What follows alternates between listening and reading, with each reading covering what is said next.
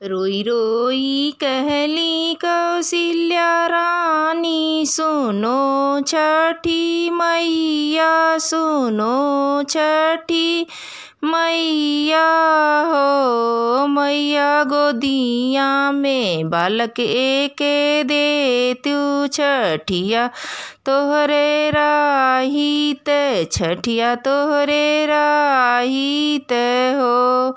मैया गोदिया में बालक एक दे तू, तो छठिया तोहर राहित हो। हंसी हंसी कहली छठी मैया, सुनो कौशल्या, सुनो कौशल्या रानी हो। रानी जो तोहरे होई है होरी लवा, तो काऊ चढ़ई ब्यू, तो काऊ चढ़ई ब्यू हो। रानी जो तोहरे होई है होरी लवा, तो काऊ चढ़ई ब्यू, तो काऊ चढ़ई ब्यू हो। रोई रोई कहली कौशल्या रानी, सुनो छठी माई हो, सुनो छठी माई हो।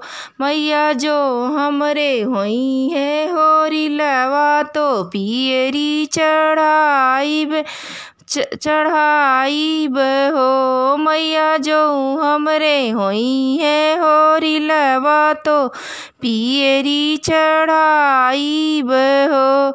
हंसी हंसी कहली छठी मैया, सुनो कौशल्या रानी हो।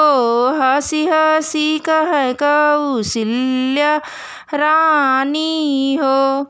रानी आज के नौवे महीनवा, होरी लवा तोहरे होई है, होरी लवा तोहरे होई है हो। रानी आज के नौवे महीनवा, होरी लवा तोहरे होई है, होरी लवा तोहरे होई है हो।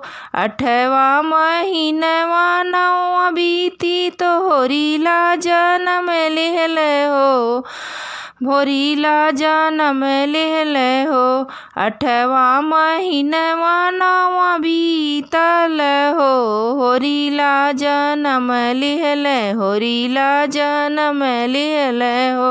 सखिया बाजन लागे आनंद बधाई, उठन लागे सोहर, उठन लागे सोहर हो। सखिया बाजन लगे आनंद बधाई, उठन लागे सोहर, उठन लागे सोहर हो। बाएं हाथे लिए होरी लवा, दहिने हाथे पियरी हो, दहिने हाथे पियरी हो। मैया लई नाही अपन पियरिया, तो लालन के आशीर्वादवा, लालन के आशीर्वादवा हो। मैया लई नाही ले तू अपनी पियरिया, तो लालन के आशीर्वादवा, लालन के आशीर्वादवा हो। रोई रोई कहली रनिया, सुनो छठी माई, सुनो छठी माई।